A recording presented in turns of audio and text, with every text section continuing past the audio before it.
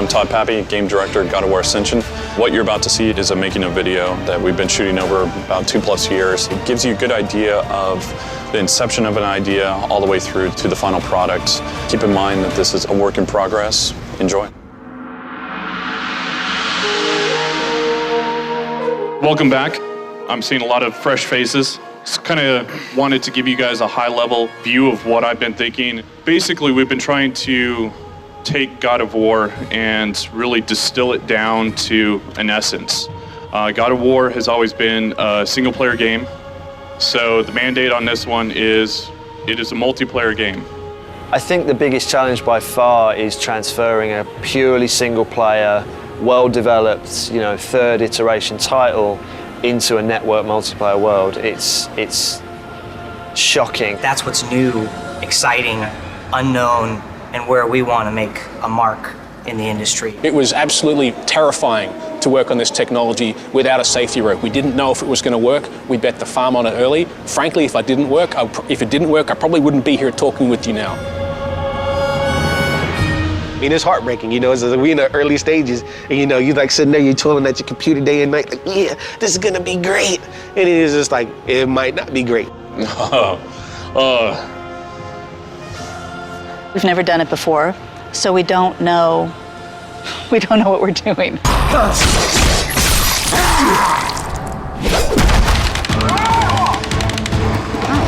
Come on, die. All of you die! We've kind of gone from scratch to this, basically. Right now what we have is the bare minimum, what we need, but at least we've got it in. Everything is kind of hanging together by sticky tape, really.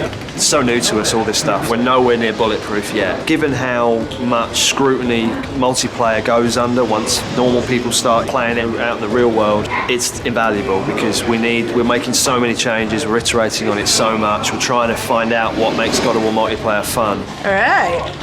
Whitney really is in first place right now. She has the most kills, and she's never played before. Believe it, Ariel. The hit reactions over the network trump the circle reactions. Yes. And you want the circle reactions to take priority. Circle reaction trumps everything. Okay, I can fix that for you. Okay. Totally. Cool. I died off the spawn. So basically I spawned and then immediately fell off the pillar. We completely rewrote the way that attack collisions work, and we flipped from the old method over to the new method, and nobody noticed the difference. The reason why I'm so happy is because it's the very first step towards us hiding latency in the game. That's a good sign. It's good that everyone didn't go, oh my god, it's horrible. So that's encouraging, although we know we've got a lot of work to do on that. It's a challenge every week, but considering where we were 3 months ago, it's a revelation. We don't want to try to lose our essence. When a person plays it, they need to feel God of War. And so that's been the thing that is still ongoing right now. I am excited for multiplayer. My day normally is comprised of meetings after meetings after meetings, but at night, from 5 to 6:30, I get to play multiplayer.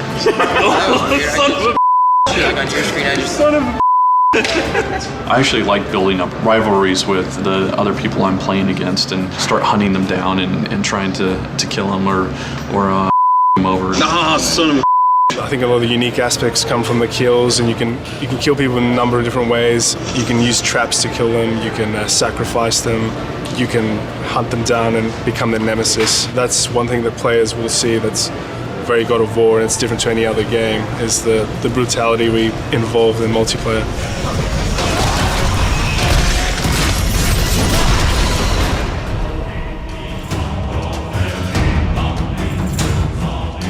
The first playtest, we're literally just looking for, can the player get from point A to point B and know where they're going? I think that it'll be surprising for people to see, and hopefully will meet and exceed people's expectations. We're really excited because this is the first time anybody has seen God of War multiplayer. We've been working pretty hard on it. It's actually a really good time to start putting it in people's hands.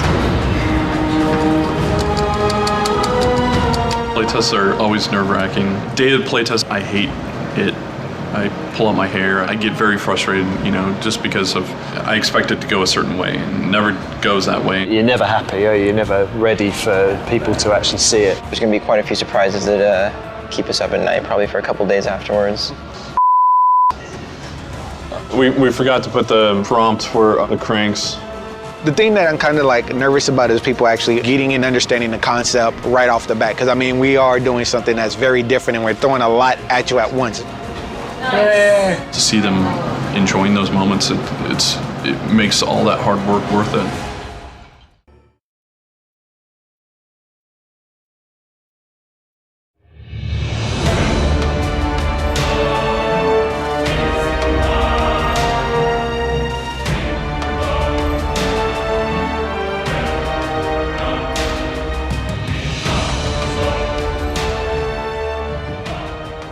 Hi, I'm Todd Pappy, Game Director at God of War Ascension. What you're about to see is a making of video that we've been shooting over about 2+ years. It gives you a good idea of the inception of an idea all the way through to the final product. Keep in mind that this is a work in progress. Enjoy. Got our press announce coming up. It's all about spectacle. There's going to be plenty of smoke and mirrors, just making sure that what the press is seeing is exactly what we want them to see. We've got something unique on our hands. Nobody else has our combat system, yet alone the ability to do scale. Press announce is basically our stake in the ground and saying, look, this is what this game's gonna look like. The big reveal is like, hey, you know, this is what Sony Santa Monica's working on. If we're doing something a little bit different, normally we do single player. We're gonna actually wind up teasing the players by actually showing a multiplayer instead. It will be very scripted and staged because the press will be watching one main screen. We'll all be live players actually demoing the game. Choreographing 8 players is gonna be a pain in the Everybody ready? All right, they're going. Making sure that everybody's in their spot when they need to be and it doesn't look silly. There'll be tons and tons of rehearsals. Orbs are getting reset, man. Everybody's split up. It's not like everybody's stuck in the same spot. The actual art is really far along. Hey, Jess. Yeah? We gotta get shadows underneath the ropes.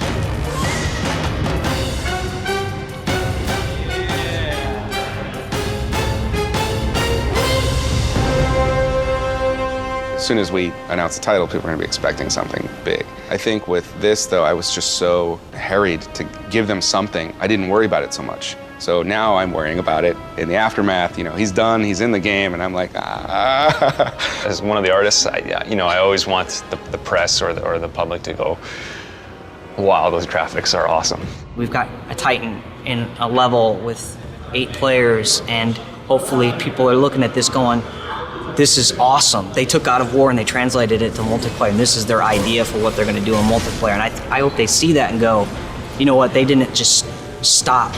We pushed the envelope. That's first impression. It's like dating.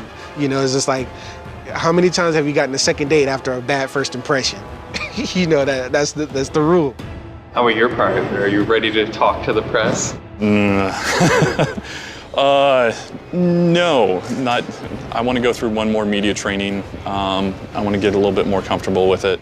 But it's usually once I get my spiel down, then I'm a lot more comfortable.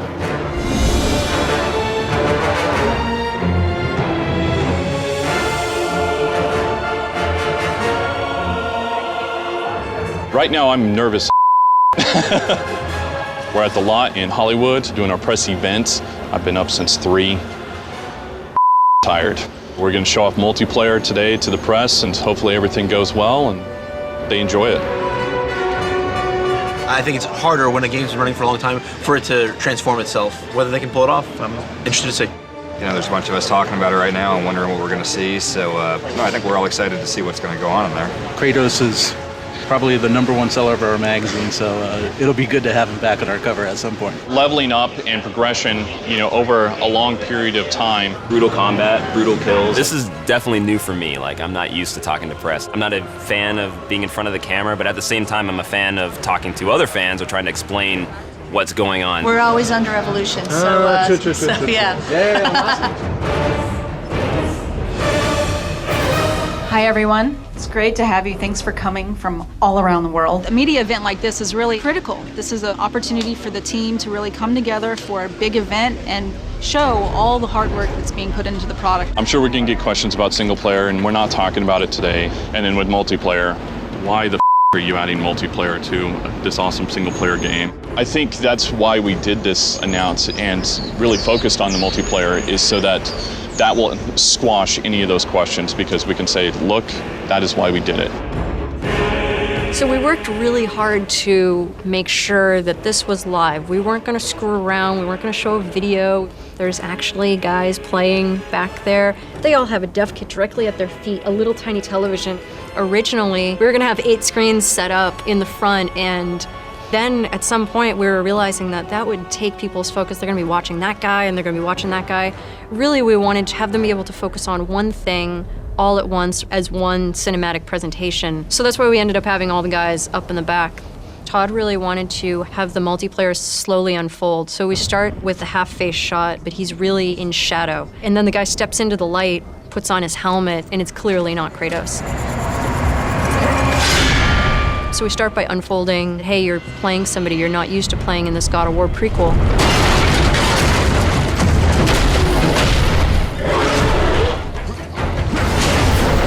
And then as you're fighting Cyclops, second guy jumps in. Wait a second, it's a co-op game. There's 2 players.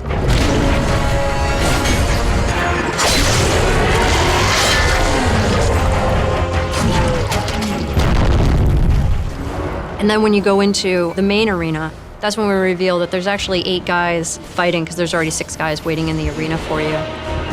That was important to us to be able to let people kind of slowly reveal that there was going to be more than just one person.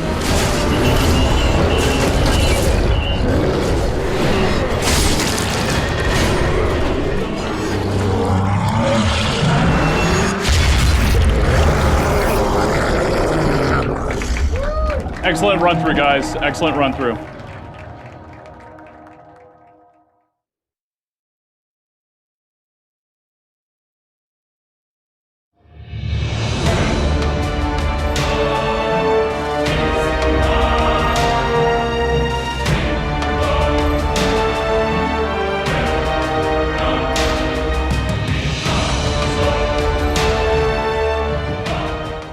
Hi, I'm Todd Pappy, Game Director, God of War Ascension.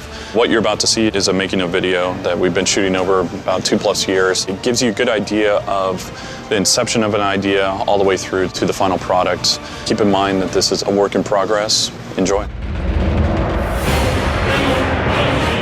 You are on one of 2 teams fighting over the chance to slaughter this giant Cyclops that we have nicknamed Megalops, a Mega Cyclops. And there's been some debate, it's Megalops, not Megaclops, because Megaclops sounds like a giant horsey. Megaclops is a terrible misnomer. I'm gonna fight to the bitter end to change his name from Megaclops. It's been in gestation for quite a while because it's kind of the sum total of a lot of the stuff that we've been messing around with in the multiplayer mode really for the last, I don't know, what's nearly 2 years. We need to tighten in the multiplayer to capture the God of War essence and insert it into multiplayer. That's what we need. Some of the early sketches, this guy right here. So this one is a more upright, barrel-chested, more intelligent Cyclops. With gigantic characters, it's always a good idea to find some way to suggest scale. His necklace is made out of human skulls. We moved on to the next step. I didn't really think about it, but he looks like a rock star up on the stage, like going, ah, and that's all Todd could see after I designed it. So I was like, ah. So very close to that is this. One of the biggest challenges in designing Cyclops is to keep them from feeling cartoony. Seeing the white of the eye is what gives it that cartoony quality. I don't know why that is. So this is kind of like a dog eye. So it gives him more of an animalistic, evil quality, I hope. But also I wanted to draw your attention to something that stuck through even from the beginning. The necklace made of human skulls, but this time it literally is a manclass because I added human bodies. I wanted to give the players every hint possible that this thing is horrible. I'm really proud that we got that on the design. Megaclops is actually Polyphemus, who appears in the Odyssey where Odysseus goes into the cave and they have to stab him in the eye. And that's how he's been incorporated into the multiplayer. This is the biggest character I've worked on, by far. Here's the full body of him. His lower half was not going to be incorporated. We didn't even build this because we were told that there was going to be a dust storm down there. And this is just kind of how things change around here. So now I had to go back and block in the legs. We're getting in and sculpting every dot and every pore because you get so close. His head and his shoulders and arms are at 11 million polys. We've had to sculpt each individual wrinkle and everything that happens on the hands. When I do start to color him, we can create masks from all of the depth, and then I can paint on top of that. The reds really pop, and then we can get some yellows on the surface of the skin, just make it feel a little more real. Oh, the annoying part was sculpting his decap. What we do for the decap is we have two meshes. So we have his original mesh, which doesn't have any of these wounds on it. When they cut him, we'll swap that out. Once we swap that out, they'll cut down his face and there'll be like a light explosion. And when that explodes, it'll swap to this. What we wanted to do was have that cut go over the edge so it looked more natural. So that's kind of what this is visually representing. And then once the explosion happens, his mouth pretty much split open. His bottom jaw will get cut in half. So we have these little bone bits that are sticking out, little organs and muscle tissue and fat. It's really hard to do because you have all of the ups and downs with the teeth and all that's connected, and it was a huge pain. It took way longer than I thought it would.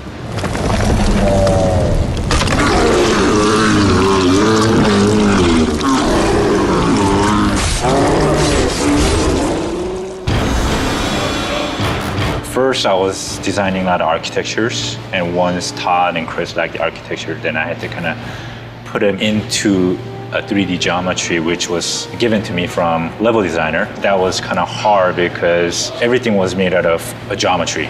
It was literally just all cubes, and most architectures are not cubes. But I had to come up with a solution to look great. So what you see on the left of my screen are the high vision of sketches, kind of quick, kind of color comp. And once they saw this, they kind of liked a few of the ideas. This were sent to the level designers, and this is what I got back. Everything was just 2 cube, and everything was just all same size. I began to put some of the textures and some of the assets and just kind of try to come up with interesting areas possible. For the final, I kind of took easy design and tried to put them into the scenery. And then I did broke off some of the pieces in here just to make it a little bit more interesting, adding some rounder kind of columns, and this was pretty much the final. A lot of people, when they play a God of War game, it feels like refined design and Greek and classical, but there's always this edge that's a little bit fantastic. Not fantasy, but it's special and, you know, grand. We were always kind of talking like, what is this place? It's just this weird little town in the desert. And so we were kind of talking like, okay, maybe the gods or whoever just chained Polyphemus here. So they added in chain towers with some stands on there so they could watch this sort of battle happen. Maybe we could have some chimneys with smoke coming out of them and some decayed bridges, and some of the buildings are sort of falling apart from previous battles that have happened there. We have these rotundas, sort of gondola tops on top that he can smash. It was definitely really fun to work on. You have everything feeling kind of brown. The brown rock, you've got sand, which is brownish, you've got wood, ropes. It's hard to see where can you jump as a player. And we really want to highlight some of those edges. So a few strips of color, almost like paint, to help guide the player. It's a kind of a gamey thing, but in the end, if it's going to make the game play better, it's worth sacrificing some of the believability of the world. We're doing things now that we just take for granted that we couldn't have done on God of War 3.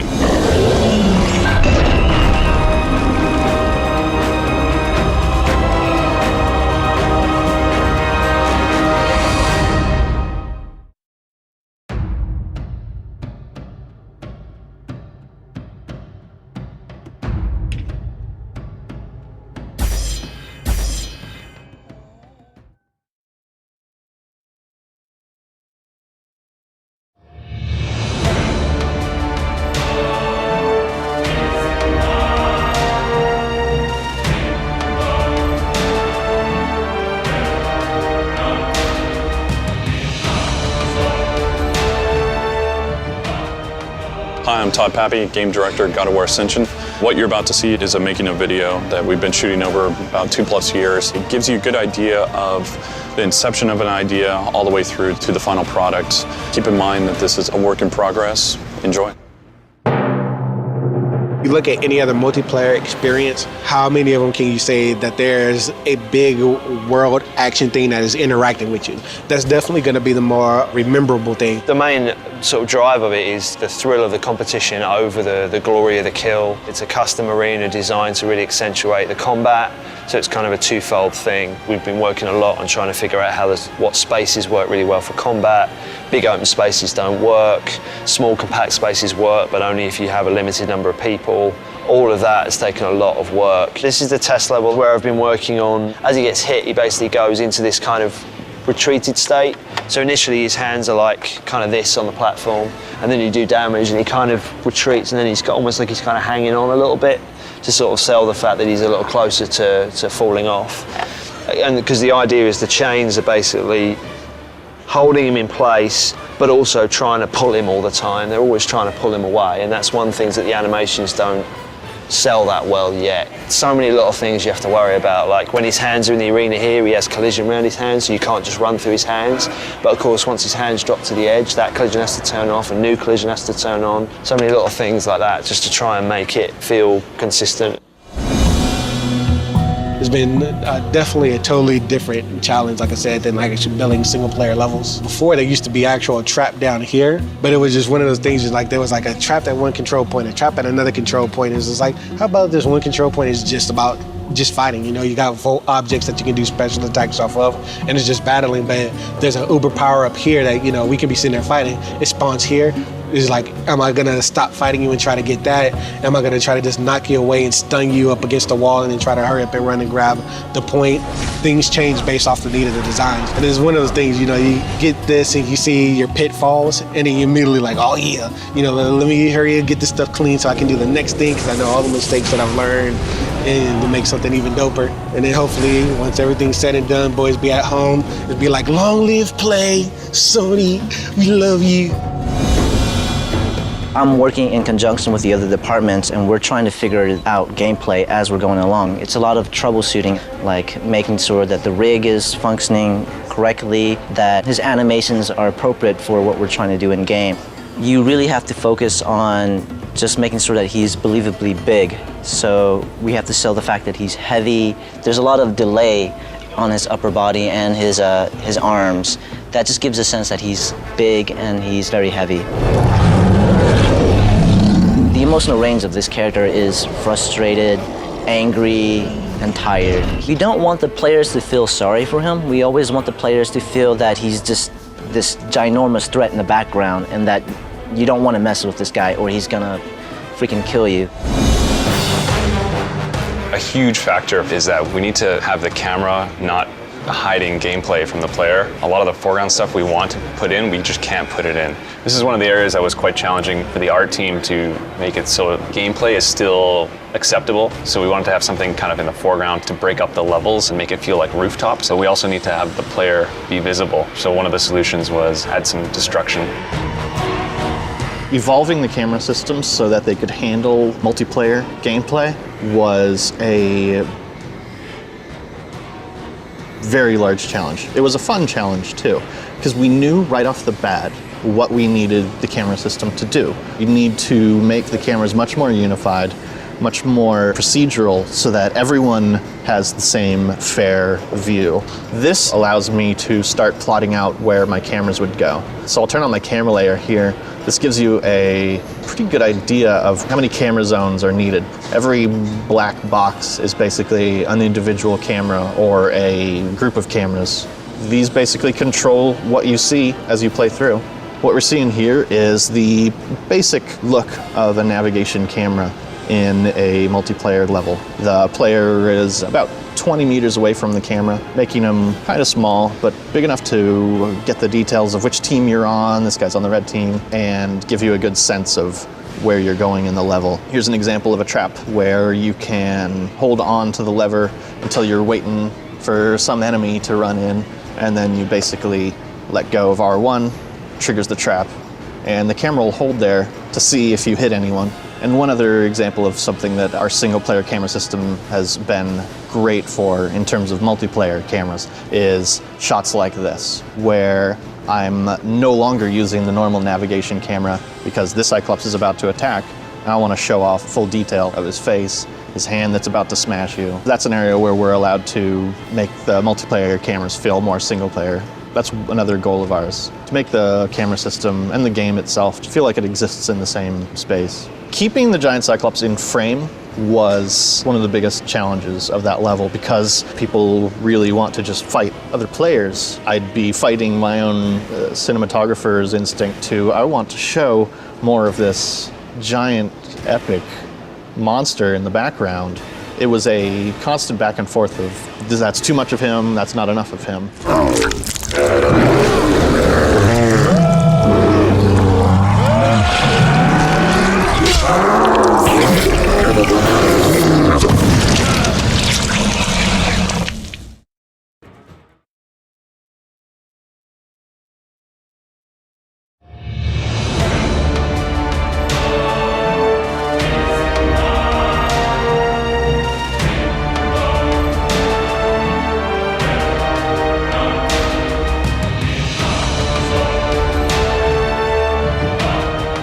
I'm Todd Pappy, Game Director at God of War Ascension.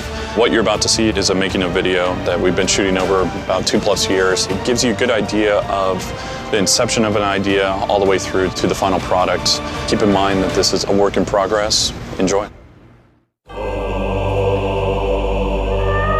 The lowest level, what we're trying to do is make me playing against you feel right, and me playing with you feel right. That's where we are right now.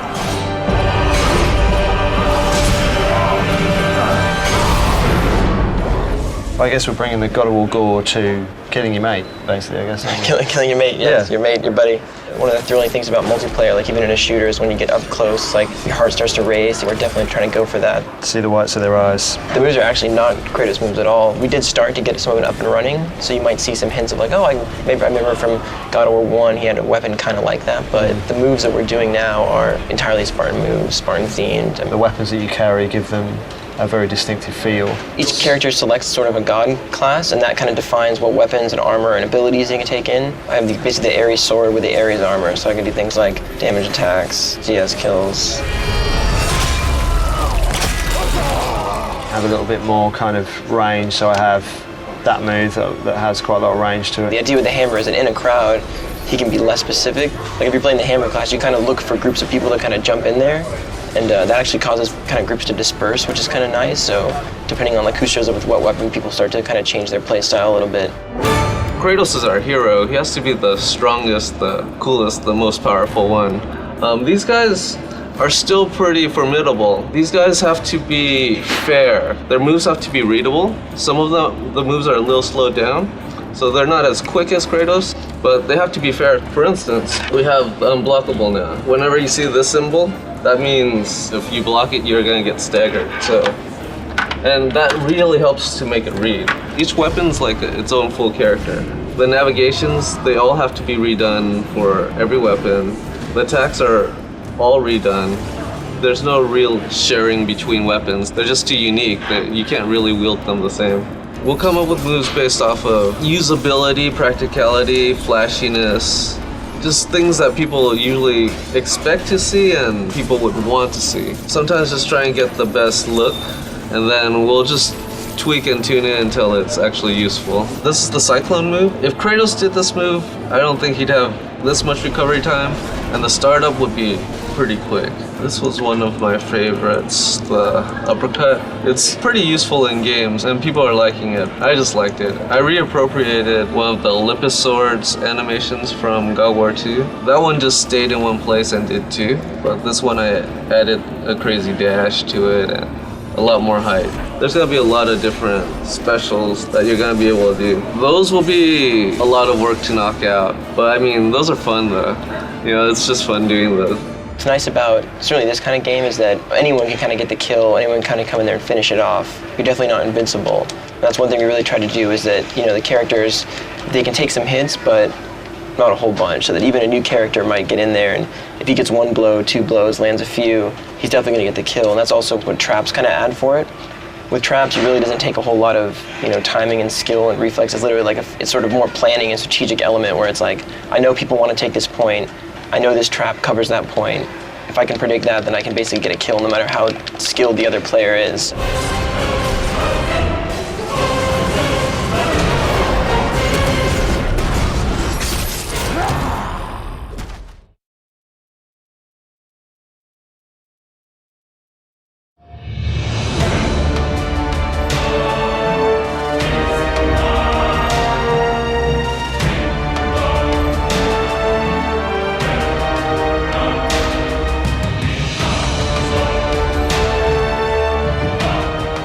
Hi, I'm Todd Pappy, Game Director, God of War Ascension. What you're about to see is a making of video that we've been shooting over about 2+ years. It gives you a good idea of the inception of an idea all the way through to the final product. Keep in mind that this is a work in progress. Enjoy. The biggest problem with multiplayer for us is just technology. We've never done multiplayer before. In the last year, it felt like another 3 years. God of War is historically a single-player game, and there's a lot of code that works until you put it in an online environment, and then it falls apart. What I'm doing is basically going through a lot of the code and making sure that we consider what happens when a second person runs the lever code and what happens when a third person pulls the lever. Is everyone seeing the same thing at the same time? At this moment, I'm feeling hopeful. We aren't quite there yet. There are two players on two different machines, and one is hitting the other with a sword.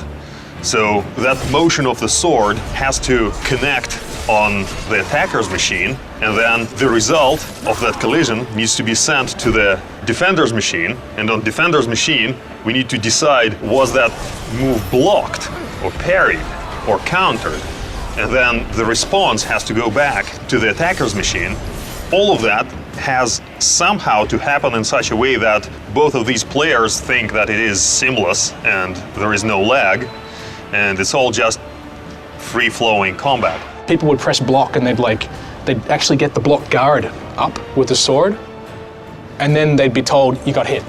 And they're like, Glenn? The actual choice of where these decisions are being made, attackers' machines, defenders' machines, that choice is probably the hardest problem of them all. We do what we call pre-hit. So we actually detect that in the future we're about to hit somebody, and we actually kind of, if you can see like an arc here. So we actually can look ahead maybe 100, 200 milliseconds. And so I'm actually saying, I hit you here, and that actually gets sent over the network. The other guy receives it before my sword's even touched him. And if we time it right, he tends to reply, in the common case, to us before the sword's even touched him on our machine. So we actually have all the lag hidden by committing to the hit early. One of the big things that felt wrong for so long with the combat was the technical networking side of it, which I think we've finally broken the back of now, haven't we? We're getting over a hump, it does feel like that. Fixing the lag. So we're able to hide about 100 milliseconds, 150 milliseconds of latency. I consider lag to be pretty much a solved problem at this point.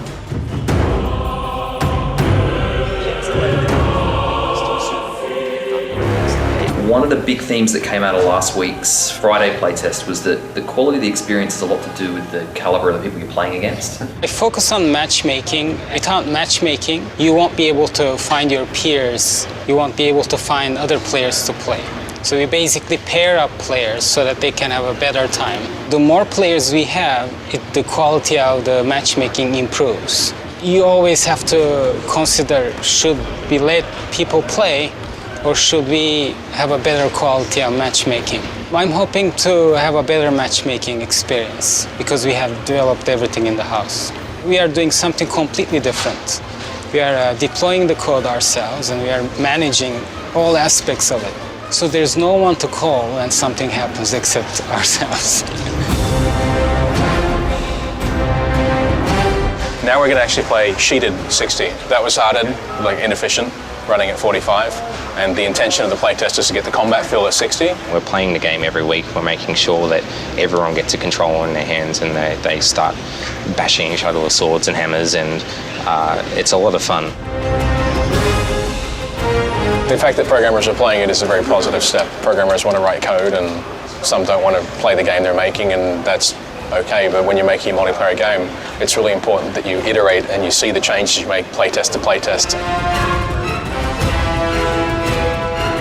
A few weeks ago we were having issues getting people coming and playing because I think the combat was in a bit of a rough spot. We knocked off a huge number of bugs and suddenly everyone was just more engaged with the game. We were like floundering, and now we've iterated our way into a good place. So I feel happy about where we've been, and I feel excited about where we're going to end up.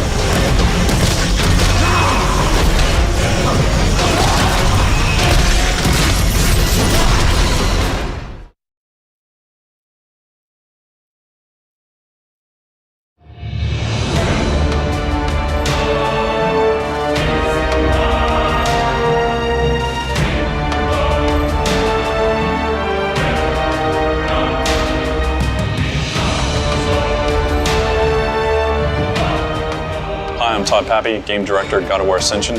What you're about to see is a making of video that we've been shooting over about 2+ years. It gives you a good idea of the inception of an idea all the way through to the final product. Keep in mind that this is a work in progress. Enjoy.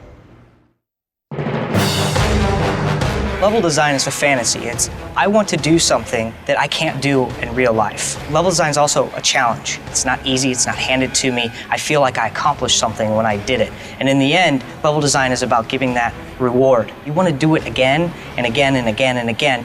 Moving to a multiplayer game, we can't take all of the things that we did with single player and think that they're going to work in multiplayer. That involves levels in terms of how you're going to funnel players together while they're playing cooperatively, or how are you going to get players to run routes in a map when they're playing against each other so that they don't all clump up in the same areas. God of War multiplayer is all about telling the single-player experience of God of War in the context of a multiplayer environment. You have the exotic locations, the grand set pieces, the cool mechanical contraptions that you're used to using in God of War, and the lore that takes place in the God of War universe contained in these maps that are very well thought out, with very high level design and production value.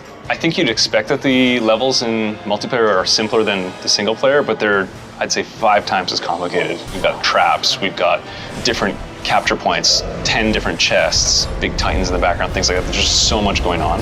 I haven't seen a multiplayer out there like our game, and for us, we wanted to make sure that we weren't copying anybody, and it feels like God of War. We're going to breathe a lot of fresh life into this genre, and we're really creating kind of a whole new multiplayer genre.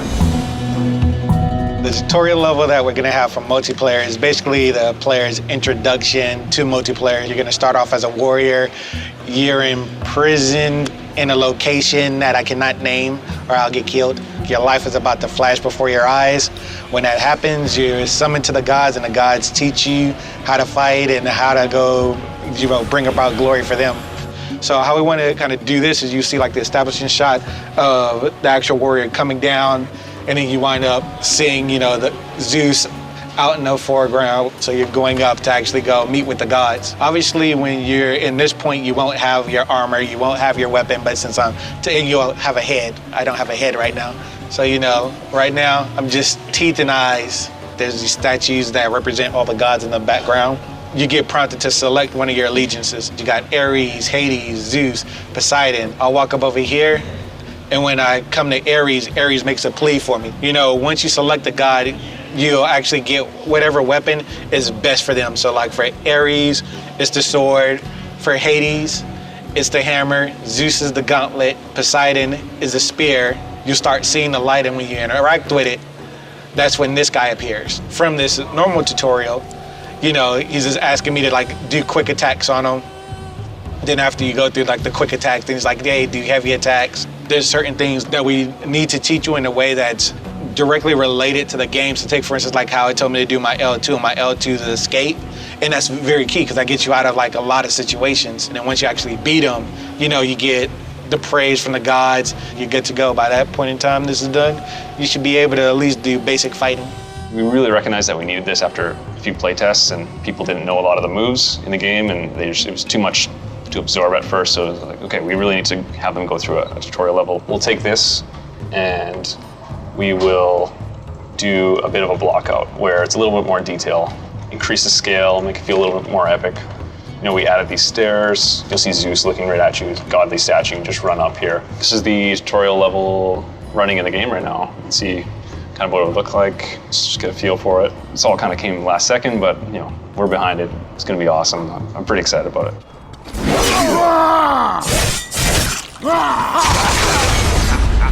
Excellent. We're trying to make it as epic and as cool looking as possible. That's kind of the challenge, making sure that there's always something to do for everyone and there's always some cool moment that's a very God of War moment. One of the first levels we started designing was the Troy level. The idea behind that one was because we got the two factions of the Spartans and the Trojans, it made sense to have a map that kind of is based around the war between the two of them. There will be an objective at some point that gives them kind of a big bonus, and that is to fire off a catapult to one position. So the Trojans will be trying to destroy the Trojan horse, and then the Spartans will be trying to destroy the statue of Apollo. This is an overview of the Troy map.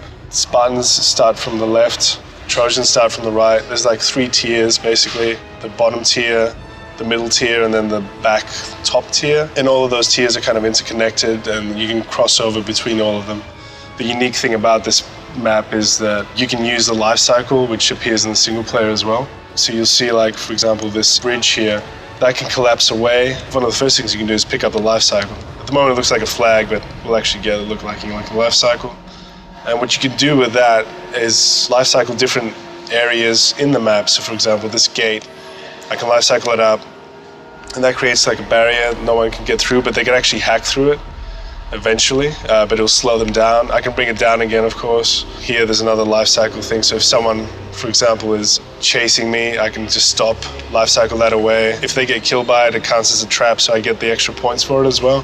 And then one of the bigger life cycle moments is the bridge in the center. So this one is kind of connecting the 2 middle points. You can life cycle like part of it. We can life cycle the whole thing.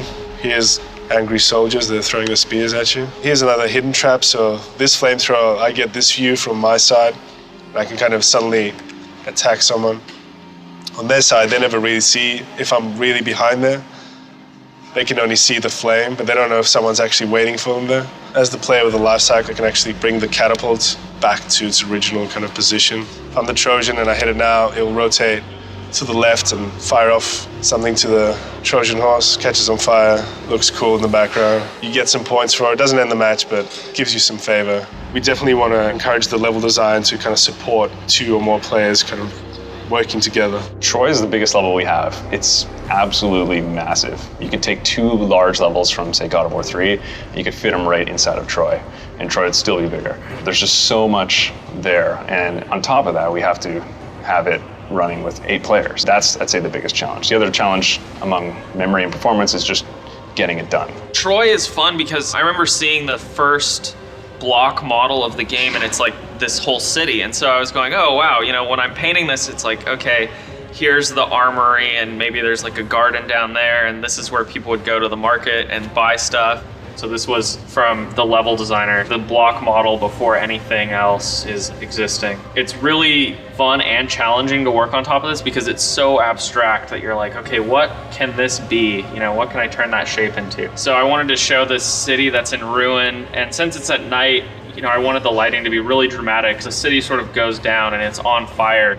And then this is a closer view of one of the areas, just going in and populating it and refining some of the architecture a little bit. And then this was an object in the level that you can grab, and it's our flamethrower. You can get behind it and roast your enemies. These were really fun to design as well. My favorite part of the level is there's this little section where there's the building kind of in the middle and there's the flamethrower at the bottom. This is the concept for this building. So originally you enter on the backside because for the gameplay we had to change it. See, the camera is looking this way so they couldn't see. I opened up this wall so you can get in here and you can use the flamethrower. First blood.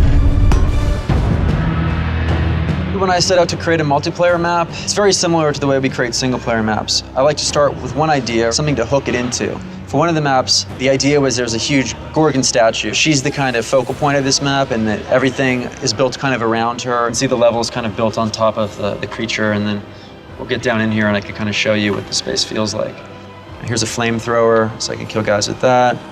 can jump down below. There's a lot of cool stuff. I can pick up like the club, which I can swing and I can throw it at guys. And just very exciting to run around and be able to manipulate different things in the environment. From here, I can use the cannon, which I can fire, and it will basically, as you can see, kind of mortar everybody down below. And then I can move that actually up to a higher location as well, and then do the same with this top tier. So where you saw guys before that were using the various weapons and using the head, I can surprise them and hit them with the cannon. And then if I jump through the portal, I'm back at the middle. So you can see that it weaves in and out of itself in a balanced way that makes sense. People seem to really like this map, and it's exciting to be able to get it to a place where it feels pretty complete before art goes to it. I think the most rewarding part, next to seeing people play your level and telling you they like it, is certainly getting the art on top of it. As environment artists on multiplayer, you really do need to keep in mind that the player is the main focus of everything. If people remember from God of War 2, there was a whole level of the bog, and we're kind of bringing that back into Ascension, revisualizing it, making it prettier, and making it more nostalgic for the players. So we fleshed out that we wanted dark tones accented by like gold or bronze. Just looking at the vines happening here, trees and the edge over here for the rocks. There's a lot of roots going on. There's a lot of broken pillars. This is the stuff that really takes the most time. Adding personality to the level, little nicks on the columns, little like cutoffs. This is a pretty important piece. So this would be its own unique texture, whereas this column or these pieces right here, this trim even, it would be tileable so that it would be easier to use throughout the level. I like to start off by kind of getting the shape first. Right now this is smooth, and eventually I'll convert it to actual polys, and this is obviously way too expensive for the level, so we take this and bake it down to the low poly, and it already has all that detail. And as I'm working, I'm gonna keep using these elements that I've established here and eventually bring it up to the other parts of the level that aren't arted yet. It just makes things a lot faster. This level has gone through so much design changes, and I feel like I'm almost pressed up against a wall, sort of. I definitely need to kick it into overdrive now that everything's settled.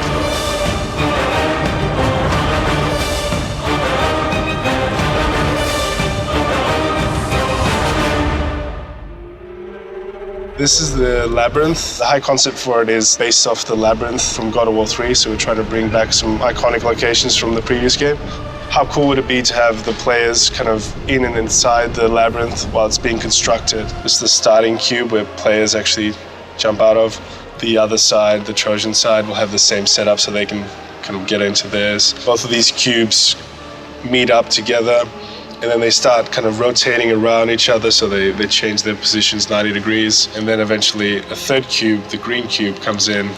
The green one and the red one and the blue one kind of lock into place, and then you're moving between all three of them. And then that's when we also bring in the Scorpion. He'll actually kind of come up from the side of the cube and try and attack. That's the basic setup. So this is the intro. Each faction starts on their own side. The cubes lock into place. Then you can actually jump down and you're on the top tier of the cube. Here you can get the pickups, you can set some of the traps, and this is where the domination point is. While you're doing that, the two cubes actually meet up in the middle. Each level has its own trap, so this one, you got your flamethrower there, and you've got like a conveyor belt kind of mechanism that you can use to jump off at different levels of the map. The cubes start rotating, and now they'll meet in the center. So now these have connected, now there's opened up new areas. The hard part designing this level was trying to keep it as simple as possible, but still have the movement and the rotation without confusing players. So that's why you see it's mostly kind of looking at it on a side view. We found that was the easiest way for players to kind of know where they are and where they are in relation to everyone else. So you see in the background, that's the cage where Pandora was in the actual single player. You'll see cubes moving around in the background throughout the game, so things are slowly happening in the background while Kratos is basically assembling the labyrinth in God of War 3. Scorpion should appear as well. There he is. Basically he's kind of harassing you and protecting that point and trying to swat players off it. The idea is that you'll eventually get favor for hitting his arms or, kind of damaging him and potentially killing him or throwing him off the edge or tearing off his arm and putting it into the grinder or something like that. So it's like the cubes are moving around, they're sliding in and out. You gotta be careful because they move and everybody will get thrown off of it. So like they're these huge titans.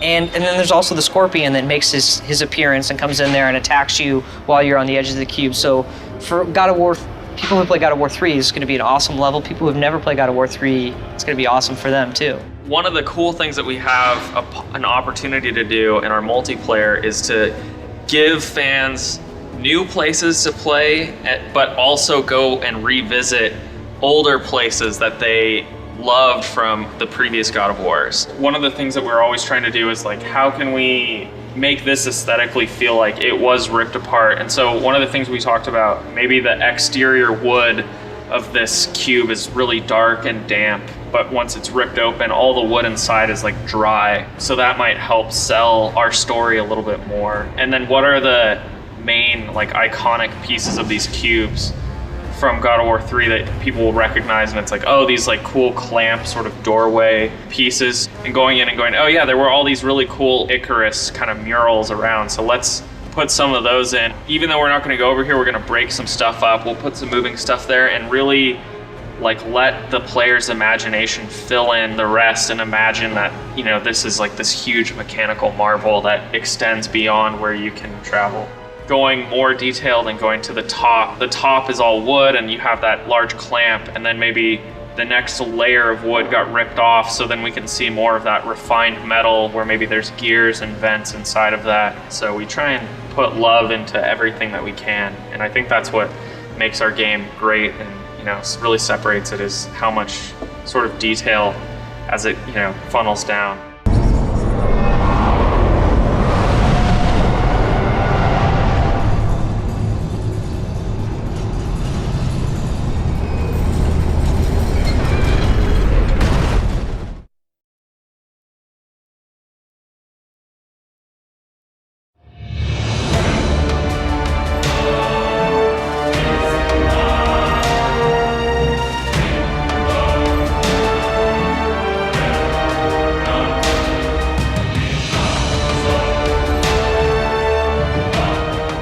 Hi, I'm Todd Pappy, Game Director at God of War Ascension. What you're about to see is a making of video that we've been shooting over about 2+ years. It gives you a good idea of the inception of an idea all the way through to the final product. Keep in mind that this is a work in progress. Enjoy. When we first started talking about it, it was, all right, let's run on some snakes and see what that looks like. What I was given was there's a python that's wrapped around this entire level. First reaction about the snake was, this is going to be huge and epic, and it's going to take a lot of work. You know, that's what God of War is big challenges and epic pieces and things like that.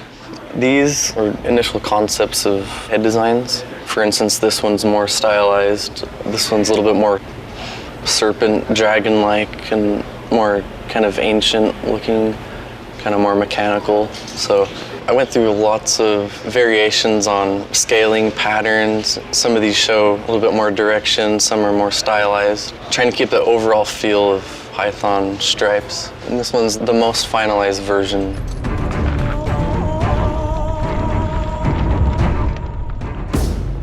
It's a mechanical snake. It's the key to getting inside of the temple. We aimed for about 5 pieces that we could string along together to make one complete python. This is our base piece right here. So this is kind of a U-shaped hallway. It's the same thing, but slanted. And this is a quarter piece that's cut out. We can rotate this. This can become walking space, climb space, or ceiling climb. So once I had the shapes that I wanted, then I strung them along together. Each color here represents a different shape. And one mechanic that we're gonna use is a sliding mechanic. You're controlling them and you have to move side to side and actively avoid falling off while it's moving. I think all the time spent up front and all the planning and everything, thinking through everything on paper helped tremendously. In our studio, it's the job of the designer to come up with a wild idea that has never been seen before, that is almost unachievable. And it's the artist's job to figure out how can we pull this off? And can we even pull it off? And where can we cut corners and do some tricks. This is the first snake that we have in production. We've been going through a lot of testing of how we can actually manage to build it, and what we ended up coming up with is kind of a color-coded system with different sections of the snake that we would duplicate. Once this is built out by the artist, the tech artist will go in and we create a snake map, and it's color-coded. We take this red section, just duplicate it 5 times right there. We'll take the pink section, duplicate it 4 more times, and that's where our ref noting comes in, because we only pay the initial cost in memory for that first time, and then all those other sequential times are basically free. So looking at the exterior, this is our first snake. When you get to the top, you just see how big it is. You know, if we go to a wireframe, we can see actually how much detail that is. It's pretty amazing. I mean, it's almost just like a solid block. We're really pushing the system right here to the limits. I think if I fly back a little bit more, I'm just gonna crash it, because it's just too much. There it goes, frozen. So we're right on the edge of pushing with what's possible on the PS3. I've been on Delphi exterior for around 6 months. I see myself being on it till the end, which would be another 1.5 years. The final ride back, it started off with just me typing up 20 ideas of cool moments that you could have on like a kind of fast-paced ride. It's gonna be the wild ride. Sent it to Todd, and then he just kind of said, okay, I like this one, this one, this one, this one, this one, not this one, not this one, not this one. That's how it started. So this is one of them where it's really rough and probably no one can tell what's going on except me. There's obstacles in the environment, so if you don't move, they brush you off. There's another one that we have where you're sliding and you see it kind of curling and going ahead below you. You get this big jump, a very cool moment that we had. Once Todd was happy with those, I went back to paper, and then I took those moments and laid out how I wanted to tie them all together. And I just laid it out in a timeline. I continued and made actual paths, stringing everything together. So once I was happy with one of them, then I took it back to the editor and built it out. Here we have that section where you're brushed off of it, and you slide on the environment, and you see it twisting below you. You jump and land back on top. The challenge was figuring out a way to have it all make sense. I always imagined something big and grand like it is.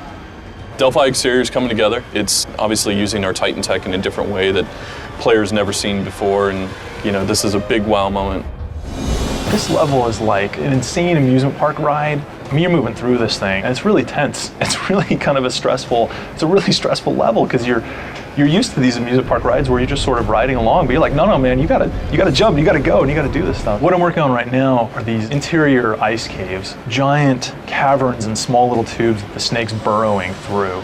I'm working on some of the architecture and also some of these big, giant, massive chains that are helping to propel the snake along. And one of the interesting things we have is the technology's height map, where I can layer on the snow in a very realistic way. One of the great things is it can actually sit inside all of the little cracks. Previously, it would just lay on top of it. One of the other interesting things is ice technology. I have this layer of ice that sits on top of the brick, and with this height map tools, you can really make it feel like the ice lays inside the cracks, and I have the ability to add variation to this thing. So here we have the large cavern, and we see these tower, the architecture, and some of the chains that are kind of propelling this snake along. In Delphi, we now have these giant mechanical snakes that, once Kratos powers up, are just tearing through the environment. You can go in them, you can climb on them or under them, but they're still swaying and undulating. Making good cameras that worked with that undulation was a real challenge. Here's an example of just some of the shots that I'm afforded by being in an outdoor environment where I just want to let the scene speak for itself. This is a really cool area that the artist Eric Jacobson helped put in, where I'd give him the camera's path, and then he put really cool artwork in front of it, these blocks of ice. Very much like a cool carnival ride.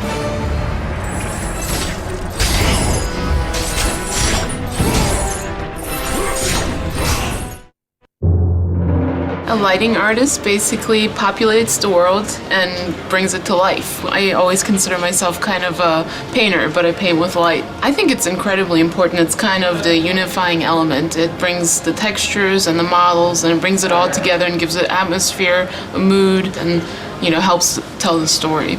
So you can see all my lights in this file right now, and some of them have really small radiuses, but I can also see them in Maya.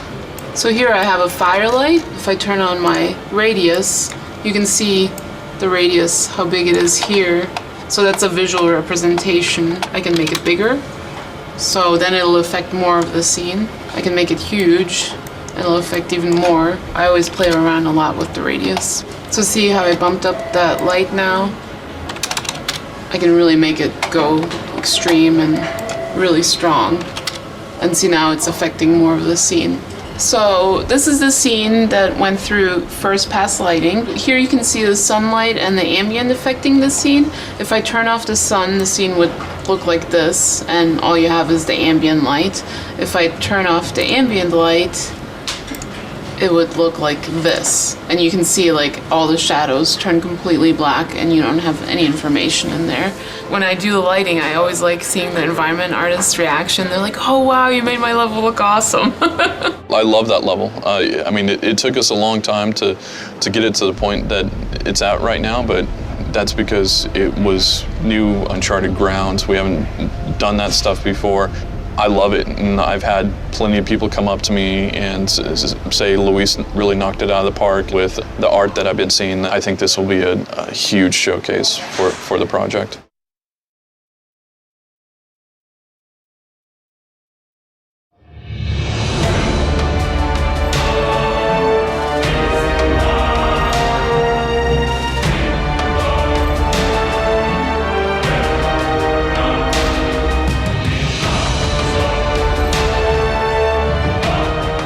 Hi, I'm Todd Pappy, Game Director at God of War Ascension.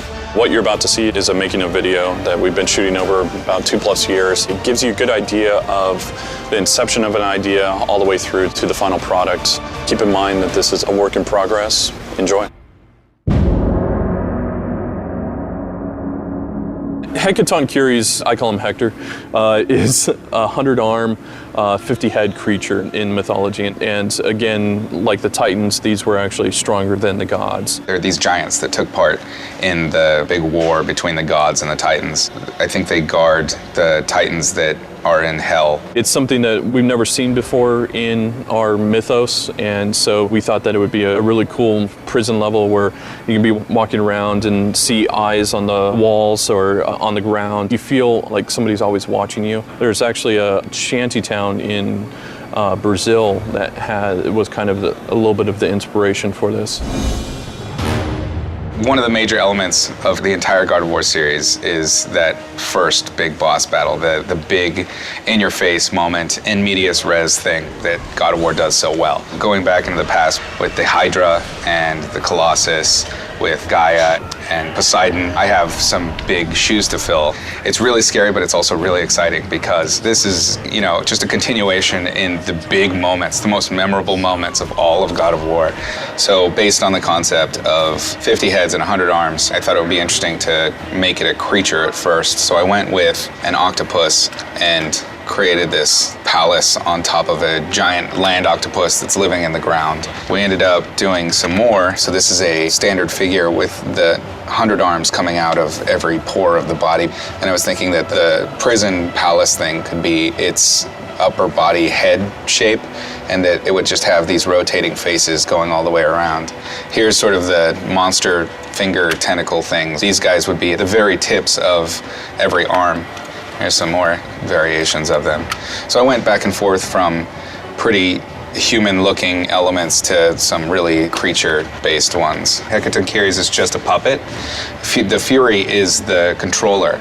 So she's the primary villain that you need to be getting as Kratos.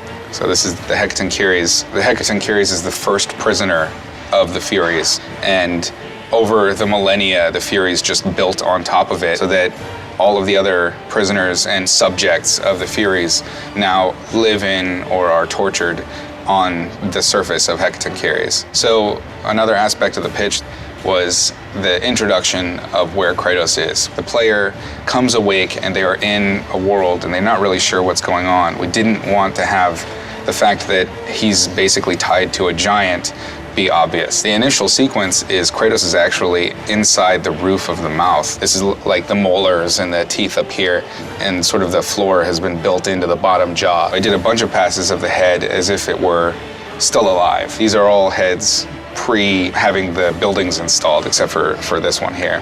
And this is the most recent one. I just did this one yesterday. I wanted to make sure that the Hecatonchires was obviously a puppet. So I carved out its eyes so that people would live in there, and whenever it's attacking or something like that, you would be able to hear screams from inside it. This thing is not doing this of its own volition. It's a zombie.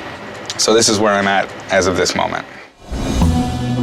I'm a little nervous, but I'm excited. I want to deliver something that kind of brings something new to the God of War franchise. This gives me a lot of inspiration and ideas for how this could potentially look. So in an actual level, and the shell's basically the template. What we base this off of is a script, and that script basically calls out all the different story moments. And so we kind of take that script, and then now we're building this out in 3D. Imagine this is one of the arms. So here, you're kind of running up an arm, and then there'll be combat in here. The idea here is just putting a stake in the ground. Once we get this feeling right and the space feels right, then we'll actually divvy this up, and a designer will own different sections and then really go into detail.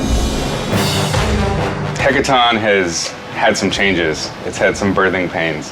One of the defining moments of feedback for us is when, during the meeting, it was stated that monster didn't feel like a cover monster. Like if we were to illustrate him and have him fighting Kratos on a cover, that monster didn't look enough for a person to want to play the game.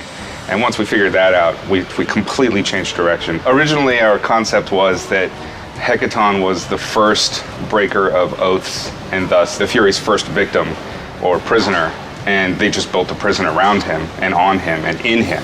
I've been working on the creature hand for a while now. We needed a little bit more intelligence in the creature. We wanted to include something to hit. Then I started implementing things like human body parts or ways to break the arm up in unusual ways. Kept coming back to, we don't want it to feel like a hand, but make it feel a little bit like a hand. Here's the parasite wearing the hand as a jacket. It can get tough to keep the creative juices going, but ultimately that's the purpose for a concept artist, is to keep bringing something new to the table and find as many solutions that you possibly can for that one problem.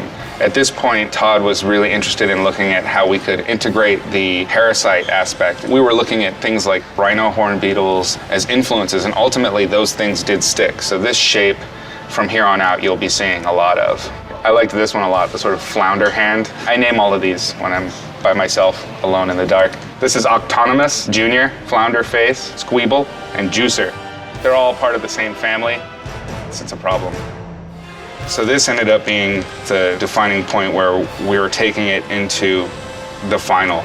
Ultimately, this is what we're going with. This is the harpoon, which will retract into the body. This is the retracted version so that he can still grab Kratos. And then finally, the big reveal is the split of the two forearm bones with the hands on them. And then we'll have this center monster. Right now, this is the final look. He's way out there. Generally, the way I approach things is I start with realism and then kind of like just broach a little bit till things get creepier and creepier. This time I'm starting out in left field and kind of bringing it back. It's been a new experience for me, but it's exciting because I'm doing something that I totally wouldn't have conceived of myself doing before. Hecaton's a little behind right now, from my point of view. But then on the other hand, that's where we got to balance the awesome with the schedule. So, God bless America, it better be good.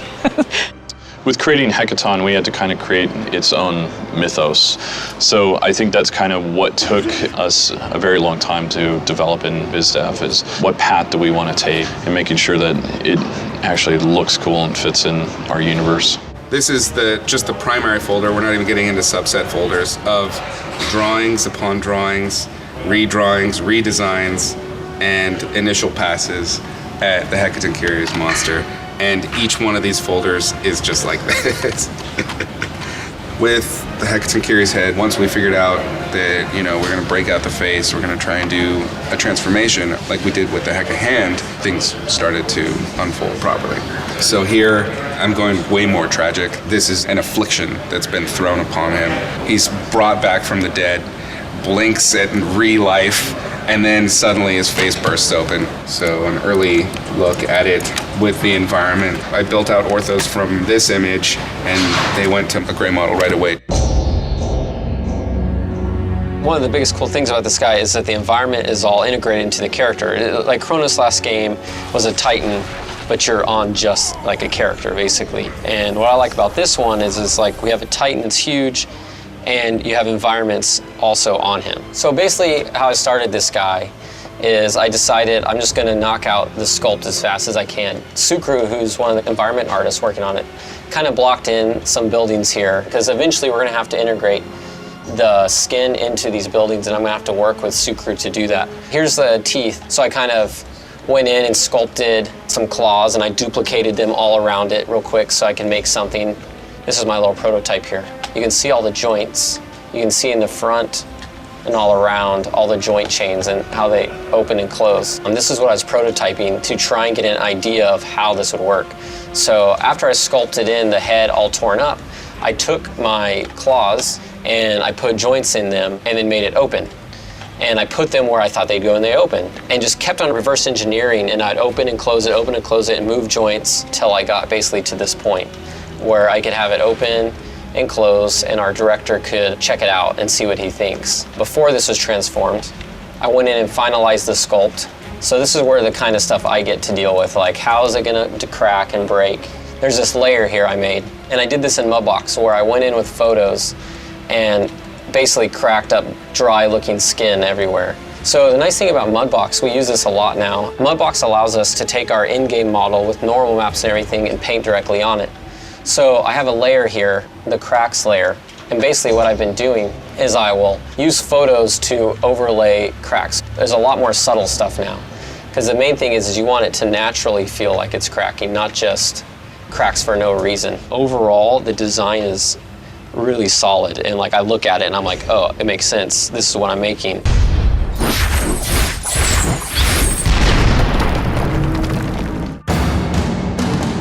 Since this is the first level of the game, we want to teach the player, the basics, right? This time the tutorial is different than the previous God of Wars in the sense that we're not opening with a fight. This time around, we're actually going to try to do a chase. You want it to be high action, but at the same time, this could be the first time someone has played this game. That's been a bit of a challenge. This is the starting area for Hecaton. And as you can see, there's a Fury that you're supposed to chase. So basically, if I zoom out here, you can see that we were chained up to the roof of Hecaton's mouth. So after you break yourself free, you start your chase. So these are prisoners, obviously. As you move, she causes stuff to fall. So that's kind of a new ability for Kratos where he can vault over these objects.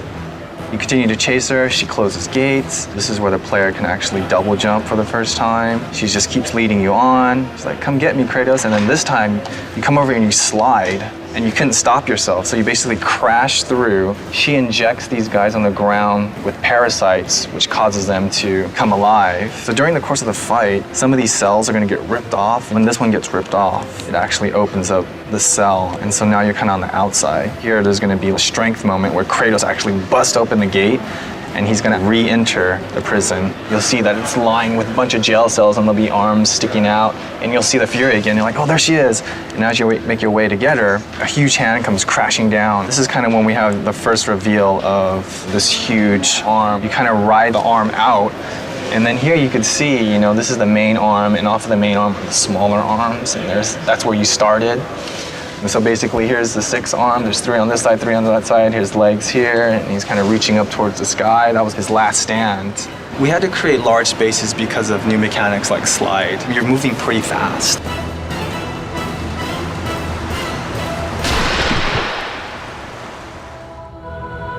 I think this game is definitely different than previous game because first of all, it's more epic. It's more bigger, and again, we try to use some of the architectures that we haven't done. So here what you see is kind of really very high vision concept, coming up with the Hecaton architecture. This is another sketch, but a little bit different architecture style, trying to add some lot of triangular stuff, see how Todd and Chris are reacting to that.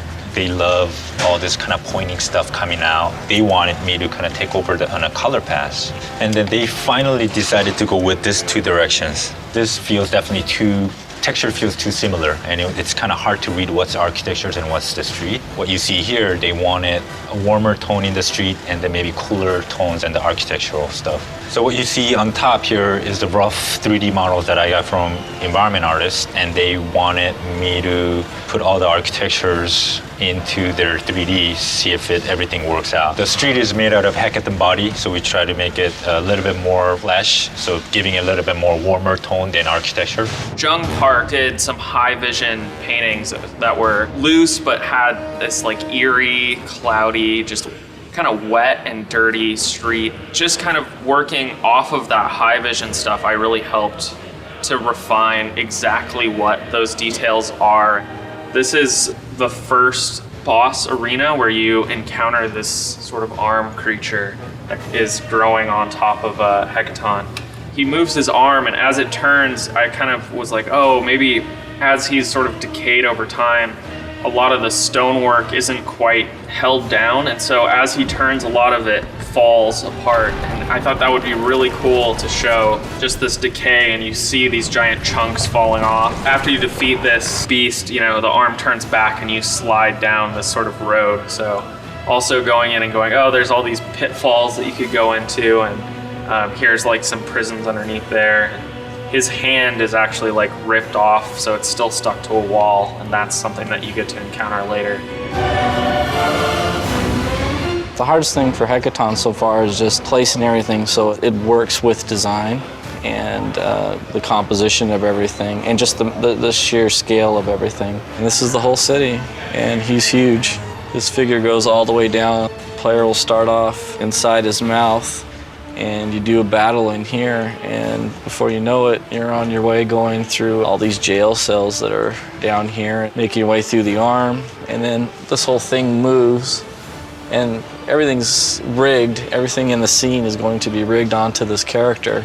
Again, this is way bigger than the previous things that we've done before and more complicated. Now I'm working on this. This is called Hecaton 100, and I got some textures that are blocked out. All the stuff is suspended by big chains. You'll see arms sticking out of windows, and you'll see bodies inside these cages and everything.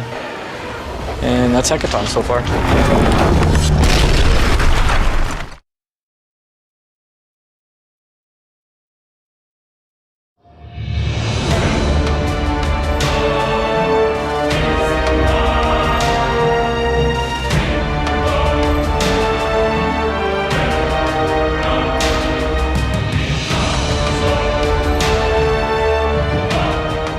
Hi, I'm Todd Pappy, Game Director at God of War Ascension. What you're about to see is a making of video that we've been shooting over about 2+ years. It gives you a good idea of the inception of an idea all the way through to the final product. Keep in mind that this is a work in progress. Enjoy.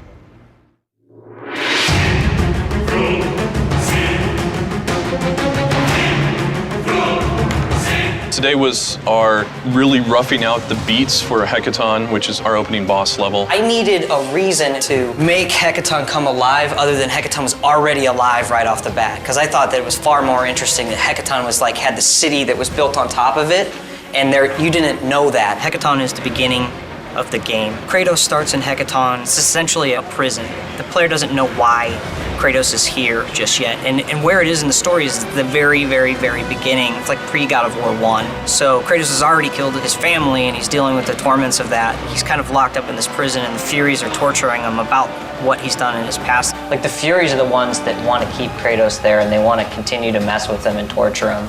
And it's against their wishes that he's getting out of there, so they'll do anything in their power to make sure that he doesn't escape. There's still so many things that we gotta basically answer. The stuff that I've seen so far, I think is really promising and hopefully feels very, very different than what we've done in the past. And again, that's what we're striving for, is to make this feel new. We got probably roughly the first 5 to 10 minutes flushed out. There's still a lot of questions on the table. Currently, I'm focusing on the first boss encounter in the level, which is the Hecaton hand you see in the background here.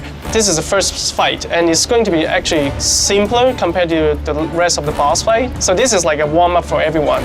Try to put all the pieces together. Every single God of War game has like amazing opening. It's always like set the benchmark pretty much for the game. Everyone involved here, we all feel a lot of pressure to deliver. We're still in the early stage, we will see how everything pan out, everyone will try their best, try to make sure that we will meet that quality bar. From our standpoint, it still doesn't feel like a Titan. We need to make sure that we're selling the movements and the scale of it, and that's some of the things that we're trying to fix in art and animation and cameras right now. These are the basic poses. There weren't really a lot to do because he's so wide and thick. This one, I'm trying to show a little bit more of the arm so that it feels like a whole hand. Even if he just does a super or something like that, he pulls out and then goes back in to sell that. I mean, I like the ones where he puts his hand down. I like this type of pose more, like when he angle, like he put one of his arm forward. I think it look more dynamic. Because there's so many moving pieces in the opening level, constant communication between art design and programming is required, because we have a level where you would tilt any directions, and we have a wall crumbling, and the boss character just destroy this piece of the structure at the same time. It's going to be that feel like you'd want it to almost... You have this gigantic arm, and then it comes and it's moving around, and then it props up to an arena, and if it just does this, then it's not gonna, to me, it's like, I really want to see constantly this, Yeah. So what you see here is actually the very first shot of the game. We want to put a twist on this opening. For any fans of God of War, they probably will be surprised by this opening, because Kratos is looking in the puddle, and then we change from a seemingly third-person perspective into first-person perspective. He get caught by the Fury, and he just wake up and he look at his situation. By the way, this is not the real Fury. This is just a stand-in. Kratos finally breaks free and got his hand on the Fury, but the game just started for the Fury, so he's having fun. This is the chase where Kratos is going after the Fury. Immediately, we highlight all the new mechanic in the game. Environment is being destroyed. That's the beginning. That's the very beginning. Typically, with animation, we're used to animating bipeds and quadrupeds, things that you're more used to seeing in our real world, whereas Hecaton is bizarrely different. He's an actual hand. He's got no legs, so he moves a lot different. This is a rough pass of Hecaton transforming. When you first encounter him, he has this closed hand pose, and he goes from that to where he rips the outer layer of his skin from the fingers down, and these fingers become two huge hands that attack you. The rig made it complicated to really make it convincing that these things were ripping, so I have to go through another pass to make it seem like it's really painful for him.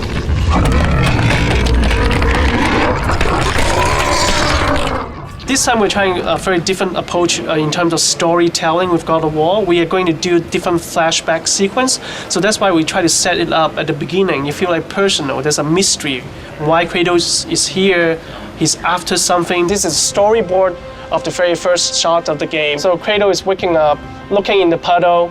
This is the surprise moment for the player, because in first-person perspective. And then Kratos waking up in this prison-like structure with his hand chained, and physical fury appear. We just try to get a sense of what elements is involved in each scene. This is more like a guideline, how we're going to approach this sequence. So Kratos is like struggle to get out, and Megaera comes in. This is a new type of minigame we're trying. Hopefully it'll be more intuitive to the player. This is a semi-arced level. This is actually on Hecaton's giant arm. So Kratos crashed through this wall and find another prisoner, and Hecaton appear in the background and kill him. Right now the hand is poking through the ceiling because we don't have destruction yet. So we're going to put in those pieces later. When you stun Hecaton, he will crash into the arena, and at that point you can actually pull down this building and drop it on a Hecaton and crush him. You're basically closing a section of the arena. As the fights progress, the arena is actually getting smaller and smaller, so it's more intense. So this is the beginning of like figuring out exactly how we want to implement the destruction of the level with the artists. There's a lot of things the camera has to communicate, gameplay first. If you stop and leave Kratos in some place at some time, you need to be able to find out where is he going next. You need to be able to pull back to show the player enough when he's fighting, what he knows is safe, what areas aren't safe. Kind of added on top of that, then we're able to kind of show a little more of the environment to communicate kind of the story, the setting that you're in, and kind of immerse them a bit more in what's going on. Here we have the Ardid Hecaton level, and these green areas are the camera zones where Kratos is located, and then each one of these brighter green spots are the actual cameras that are activated. So we've set up zones based on where the location is, so you can kind of see as Kratos runs by, the camera will switch to follow the Hecaton monster. So here he's doing a special move, so we activate another camera. So here now he's boxing us in, the camera's pulled back a little further. Now he's attacking, so we pull back even further to that to keep his claws in view. This way the player knows they don't lose sight of what matters. So there are, I think, 3 different sets just in this location, and those sets have 2 cameras each. So you see these big green and red balls are camera targets. The large volume gives it a larger radius for the target to move in, and so that means it's actually a softer target. The smaller ones are much stronger targets, and so when they move, it's a bit more of a one-to-one motion. Some of the changes are subtle, but a lot of it's to make sure we can keep Kratos in frame and then provide different moments.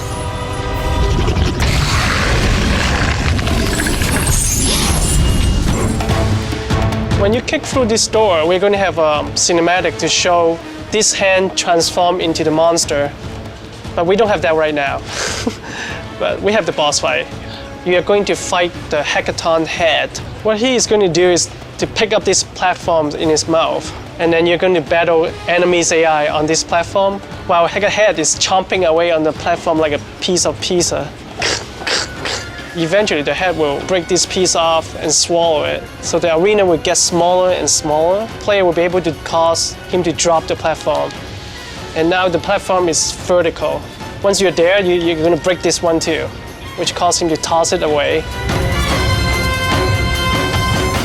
And then we have another Hecaton come out. So now you're fighting both of them. So the idea is you will turn Hecaton into a giant rival and use him to attack the face. So that's what we're working on.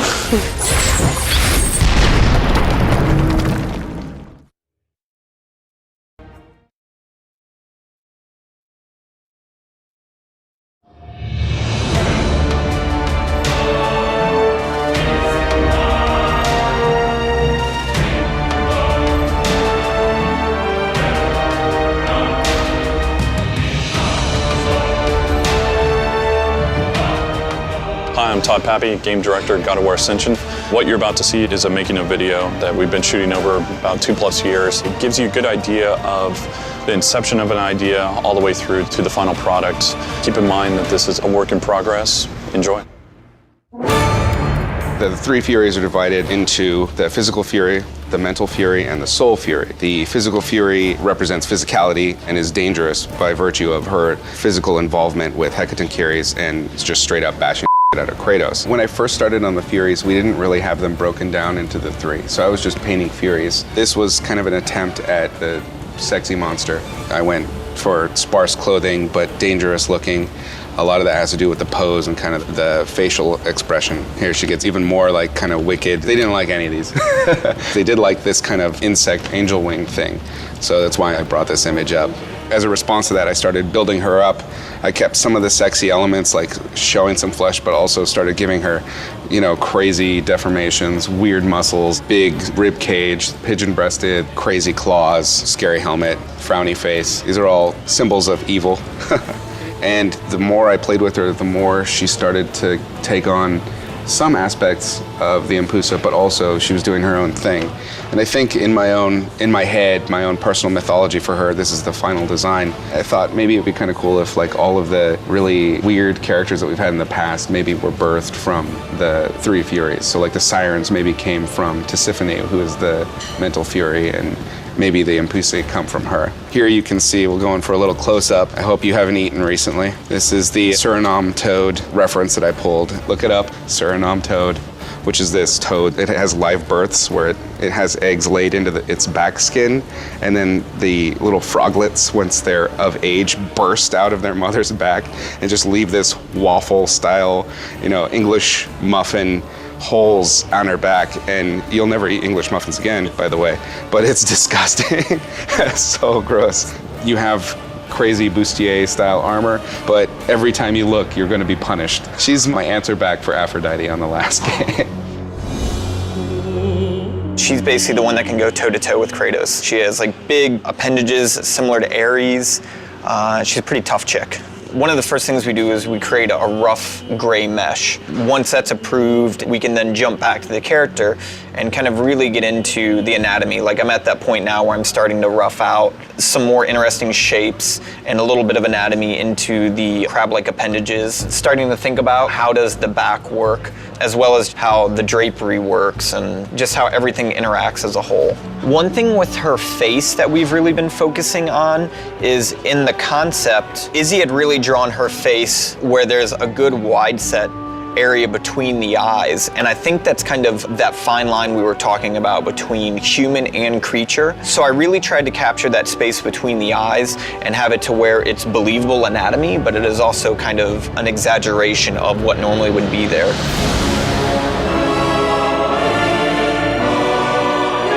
Kratos will have his first face-to-face moment with Megaera at the beginning. There will be a torture mini-game that you have to win to break out from the prison. So this is like the first mini-game. It's a new style mini-game we're trying to do, so it's more intuitive. You just move the character like you are in the game.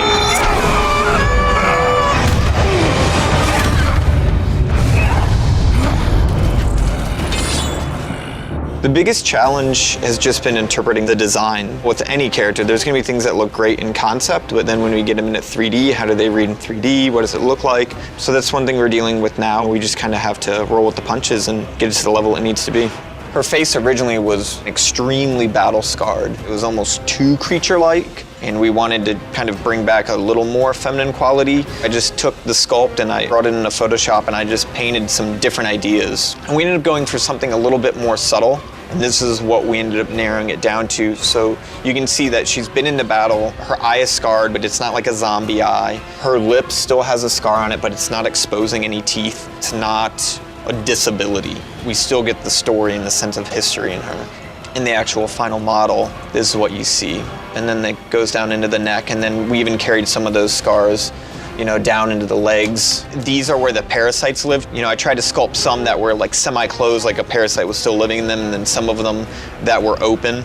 It'll take something that, normally most men find very attractive and really kind of push the gross factor to it and really show that that's another area of attack. This is the final high-res asset. I tried to use brushes that would give a nice organic feeling, but then when you came to kind of crab, spider-like appendages, I wanted to have that material difference. This area, I wanted to feel a little bit more hardened, but then in between we have kind of that soft little bit. This is the character, what she'll look like in game. I like building monsters and brutes and stuff like that, so when I heard I had to do a female model, I was kind of bummed out in one sense, but then when I saw the concept, I was like, oh, it's this weird creature, super strong chick. It was a little bit more interesting to me, and this character definitely fit that bill, so that was nice. Not to worry. I am quite skilled at teaching respect.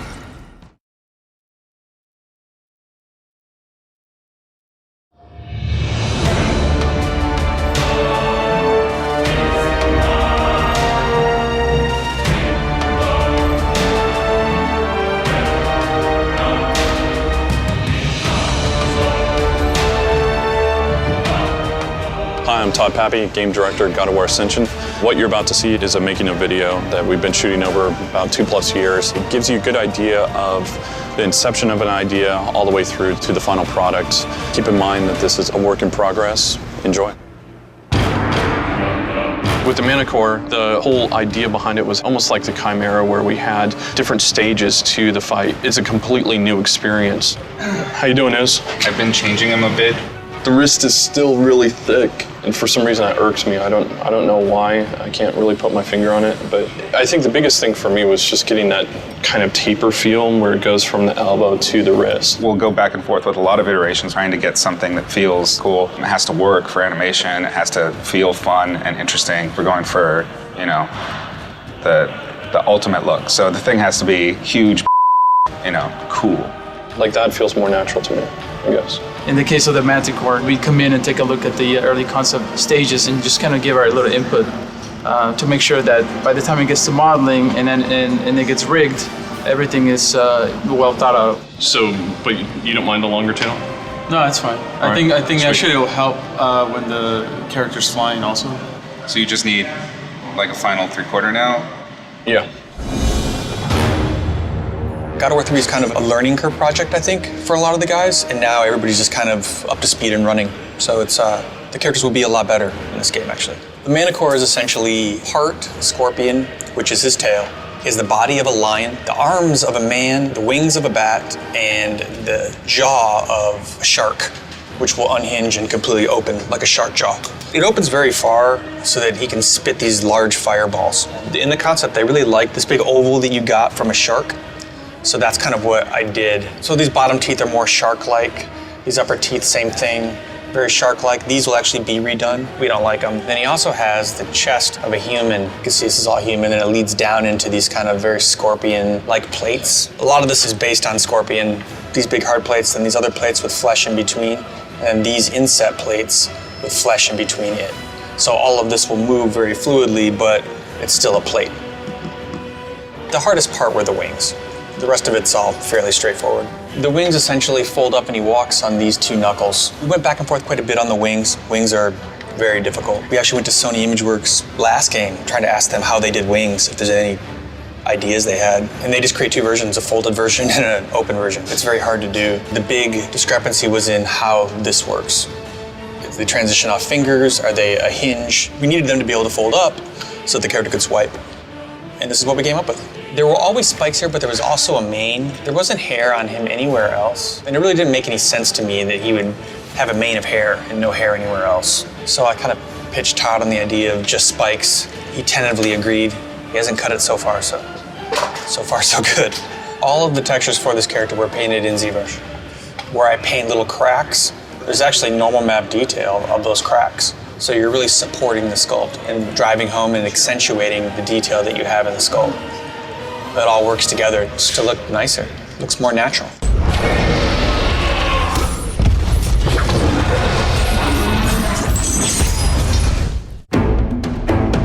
Manticore's arms are human arms, but they're also bat wings. So I was working with an animator who had an idea of how he wants this thing to work.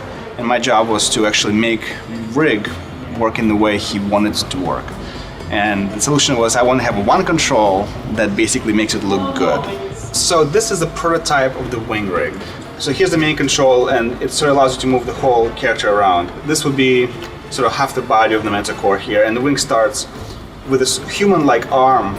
We could make lots of controls to animate this wing, but animator really wanted to have a single control that would just do exactly what they want. And this control became this guy, this large control in the middle of the wing. So I'll show you a little bit what it can do. So this control can basically mimic the billowing of the wing itself. This animation itself, just be able to pull this up and down and move it around any way you want, drives secondary controls that allows animators to do more precise animations. So that was the really big breakthrough for us, to create something that allows animators animate without having to break it or struggle with many FK controls.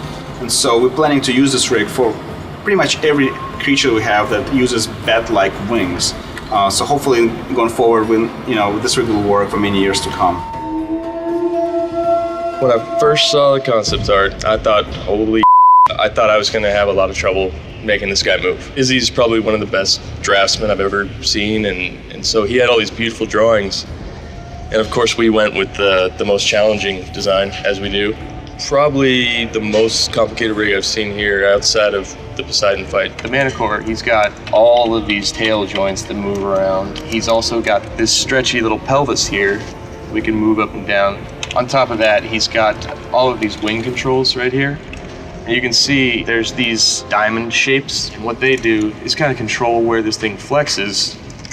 But for extra control, we've also got these other joints that come in here, and they can actually rotate just to finesse it a little bit. So all of those things included, it's probably 3 or 4 times as complex as Kratos' rig. It's such a strange design, just really having a hard time wrapping my head around it. It's not until we actually start to break the guy down and hurt him that I started to enjoy animating him. He's got 2 states in the beginning. He can fly around and avoid you, and he's also got a projectile that he can do where he will ignite the ground on fire. He's got this big sweeping attack where he flies across the entire environment and ignites everything. Once he's on the ground, folds up those wings. We had to do a lot of trickery with the wings just to get them to work. You can see the size of these right now is actually a lot smaller than when they're in the air because we're actually scaling the joints down. When we had the wings bigger, they were way out here, so you couldn't quite read what was going on. It's still hard. It's so unique and it's so foreign. People tend to recognize things through silhouette, and this just is completely alienating. When he's on the ground, he's got another tail strike. Tail looks good. He's got another move where he goes to the air and claps his wings. That knocks the player back. And now he's in this hurt state where he's sort of limping around. He's got a lot of the same things. He's got a projectile attack. He's got a tail attack. He's also got this wing attack. This thing is just ridiculous because see how far it moves. It's like twice the length of his body. But it reads all right, and I think it's kind of interesting. I also like how he hops back. It's probably one of my favorite moves. One of the best and worst parts about working on the God of War series is that our creature designs are nuts. As an animator, you're constantly challenged to kind of find ways to make this stuff look good. When you get to make Kratos kill the stuff that you're not that into, it's equally as fun.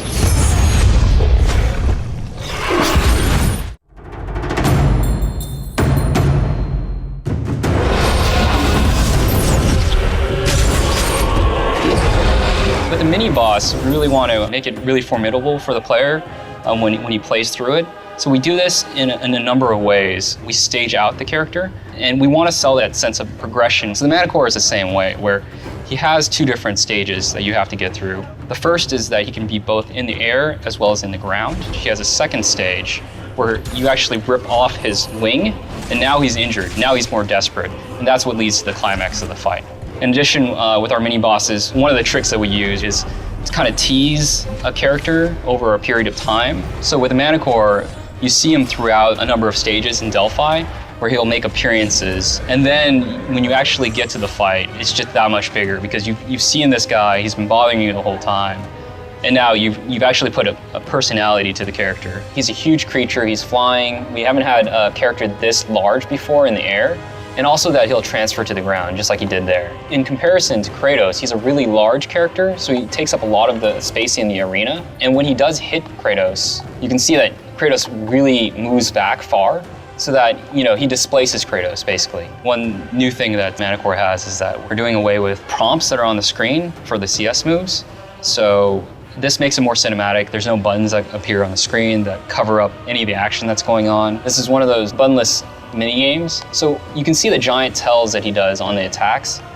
That's very clear for the player to read so that they can evade out of the way and then retaliate with their blades. So there's no buttons on the screen, nothing that tells the player what they're doing. What we've seen when we playtest this is the players, naturally see these things and are paying attention to what the character is doing and then responding.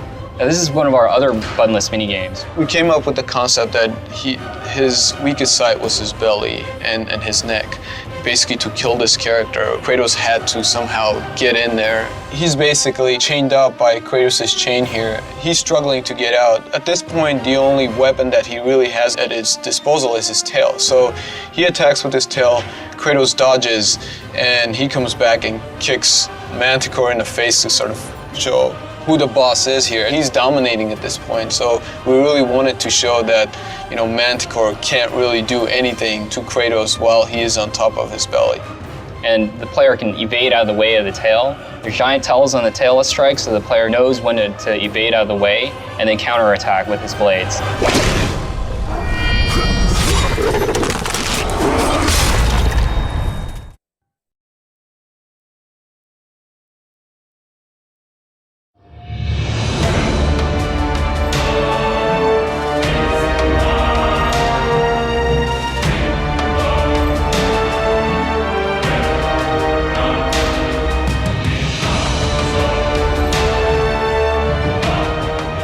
Hi, I'm Todd Pappy, Game Director, God of War Ascension. What you're about to see is a making of video that we've been shooting over about 2+ years. It gives you a good idea of the inception of an idea all the way through to the final product. Keep in mind that this is a work in progress. Enjoy. Traditionally, Minotaur is half man, half bull, and that's what we've gone with in the past. This time around, we're messing with the Minotaur a little bit. The sky is open in terms of what we can do with him. My task for this Minotaur is to bring something different to the table, to the point where we're even talking about taking it outside of being a bull. So it's going to be some kind of new hybrid amalgamation. We're trying to find all the aggressive mammals that we can and trying to bring them together with the human and see what we get. With the Minotaur, it might not even be a Minotaur. The basic structure is that it's got to have the reverse need. It's got to be a somewhat imposing creature that's going to be somewhat of a difficult fight and more of a bully where he always tries to back you into a corner. Whether we go with rhino skin or something like that to add that extra layer and make it feel different. One of the things that we wanted to do this time around was suggest that the creatures had a little bit more intelligence. And we figured the best way to do that would be by including some clothing, some accessories that weren't just armor. So there's going to be a lot more robes and things like that this time around. This is your sort of standard Minotaur approach, you know, the bull head with the horns and all that sort of thing. Here, I'm kind of taking it elsewhere. So this is a bear tar thing. Here's kind of a robot guy. When Todd and Chris saw this particular creature, there was mostly laughter. Absurdity is an interesting aspect to character design, particularly for this game, because as much as people think that everything that we're doing is totally there is a level of absurdity to every character that we make. That's kind of what makes them and memorable, is that they're kind of a little bit silly, but with fangs. They liked the idea of the bear, and they wanted to see other animals explored with that. So here, there's kind of a crocodile, sort of a rhino mixed with a bullfrog or something. Here's a rhino. They liked this guy, but they decided that he looked a little too Disney. Here's some boars, standard sort of boar with a big head approach. Here's a little bit more of a realistic look on the head. And this one appears to be the favorite right now, is this big elephant creature. I mean, these are early sketches, but I'm doing my best to follow the proportions of the Minotaur from God of War 3 so that they would fit the rig and the animations would fit. We looked at rhinos, we looked at all sorts of different kind of characters, but the elephant really stuck. We felt that it would be a great replacement for the Minotaur. After they decided that they wanted to go with the elephant, I started showing them some elephant variations, and this is when we were bringing back in the necessity for the rig that it was originally designed for. There was a lot of back and forth with this, trying to find the right proportions so that it would fit. Ultimately, this guy got scrapped altogether. The only thing I kept from him was his belt. Ultimately, this is the final Elephantar for the game, keeping the old Minotaur rig legs, but working with the new elephant upper body. Once that stuck, it was, all right, well, let's get him in game and start getting this grayscale and see how he fits on the Minotaur rig. So we got him in game, and then we decided, you know, he's just not big enough. We got to scale him up now.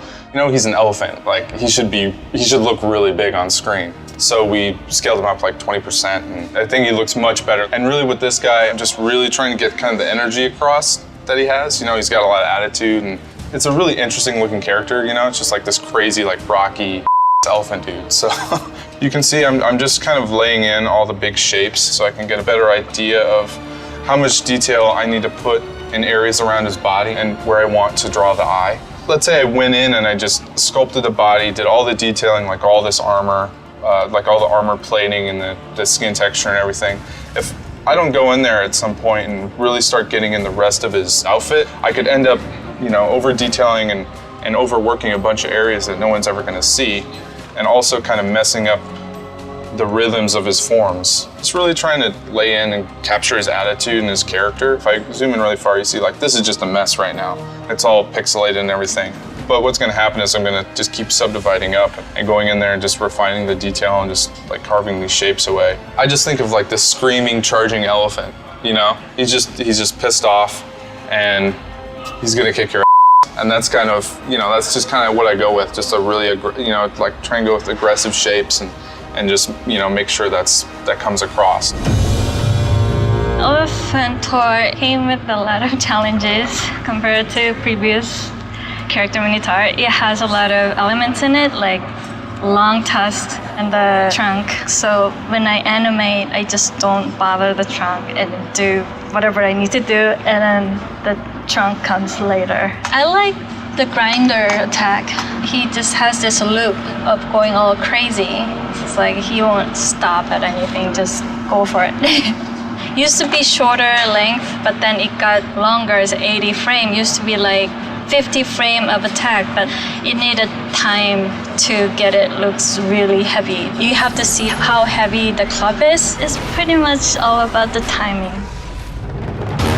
We wanted a really tough creature, like an unstoppable Juggernaut of sorts. In the previous God of Wars, the Minotaur kind of served that role. In this one, we'd step it up because this is the new God of War. For his character itself, we wanted someone that wasn't entirely savage, entirely out of control. We wanted someone that obviously had a lot of weight, had a lot of power, but was still borderline in control versus pure aggression. This is our test level that we experiment all our creatures in. He's swinging the giant club around. It's reminiscent of his tusks. It shows like he's from a long line of other stronger elephants. He's gonna try to grab me, and then this is one of our instances where you're in an interactive sequence, but you're not having button prompts on the screen, and then here's the kill. So you've got him pinned down, and like he's totally trying to grab you, so you hit all your buttons, try to take him out as quick as you can, and then this is the satisfying moment when you stab. Just tear it open, and it just pops right out. God of War is a really gruesome, brutal game, so we always try to push the limits. In order to get the head splitting open, our tech artists actually made a seam right here. It splits open, and to actually animate a separate object that we replaced the top of the skull with the zipper tech. It popped open, and this is the brain. So this is where we hide one object. We reveal this one with the actual brain, and this when it pops out. And obviously this is before all the effects and all their departments get their hands on it.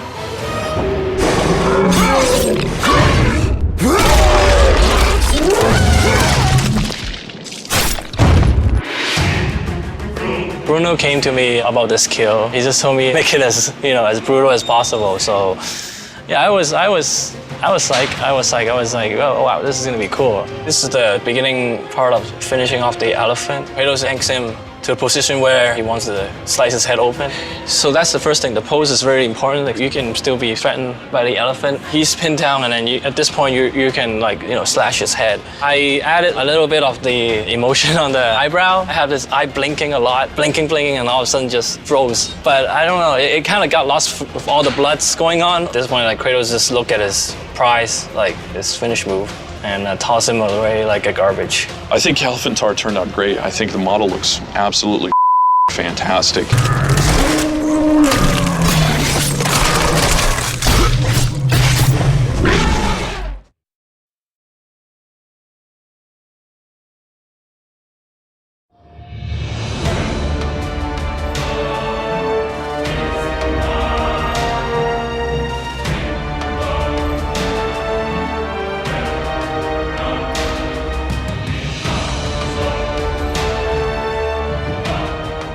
Hi, I'm Todd Pappy, Game Director, God of War Ascension.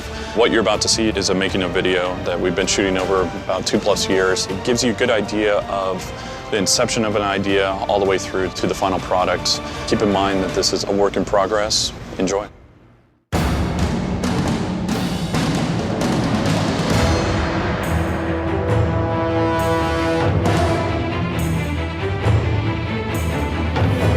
Today we're at House of Moves in Culver City doing what we've dubbed VOMO cap, VO and motion capture at the same time. This is the first time we've done the VO mocap. In the past, we've done just mocap and voice recording completely separate. I love mocap. Love me some mocap. Because the outfits are just hot. The actors being together and acting out the scene, having that relationship with each other adds a lot to the scene. It's more about being able to live whatever in that moment is through movement and voice. This is a job where we get to come to work and play every day. The things that a friend of mine said, the things that used to put him in detention. Welcome, everybody. Welcome back. You walk into this room, quiet room, it's nighttime, and there's a little girl sleeping. We're actually going to be doing an emotional scene with Kratos. This is one of the rarest cases, so it's going to be awesome. I have missed you, child. And one thing I didn't mention before you say the line and you're looking at her, only time we've ever seen you smile. Smile at your daughter. In this one, we're trying to show off a little bit more of his humanity and seeing him smile, seeing him kiss his kid, seeing him hug his wife. After this, he really starts turning into supreme. I would actually just go all that you lost can be yours once again.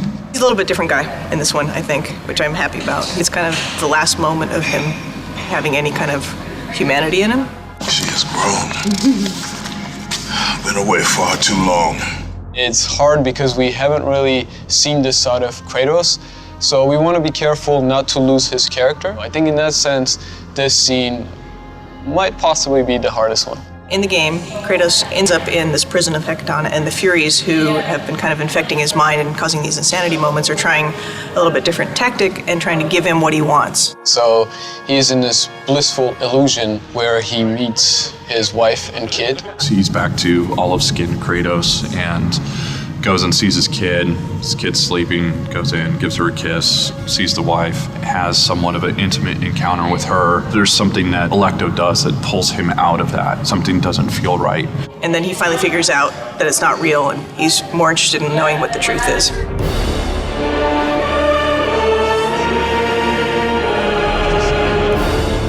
This is the master bed. This is where he makes love to his wife. Yeah.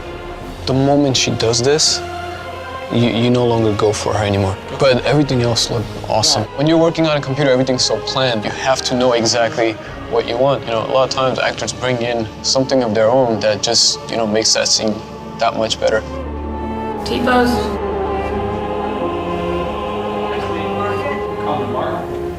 Faces. And action. One of the best parts is being able to work with other actors. It's like theater. And we could play an imaginary world because nothing's really there. I try to push them interacting with each other more. I want to try to get that emotion through TC's acting as well as his voice.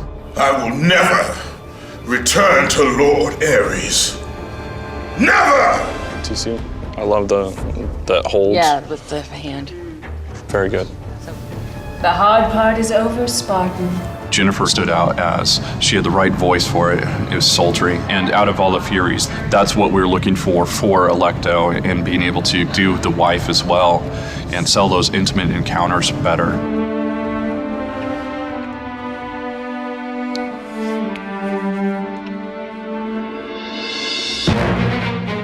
I'm crazy, first of all. And so it's not really acting, it's just I can picture all of these things happening around, and I can picture myself looking this way.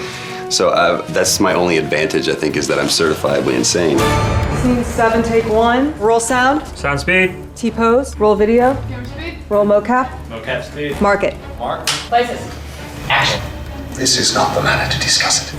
When we started looking for Orkos, we did multiple sessions and found Troy. For me, he had the proper delivery and also regalness to his voice. Troy fit the bill. The Furies are near. They cannot know I speak with you. I will draw them away. The truth waits for you in Delphi, Kratos. Seek the Oracle. The story is so good, and the writing is brilliant, and the characters are so established that we'd have to try really hard to fail. And what path is that? Do not let illusion deceive you. Then this is what you shall have. Of all the minds in question, mine is not the one to worry about. Use these items to still your mind, Kratos. Freedom from your bond to the god of war himself. Troy, TC, and Jen did a great job. We got the voice direction the way I wanted it, and so I'm very happy with it. It's been a really fun experience. I got to learn a lot. It's fantastic to be able to work with the other actor. This is like heaven. It's cool. I really would like to do more of this. I'm excited to get it back to the studio and see it all come together.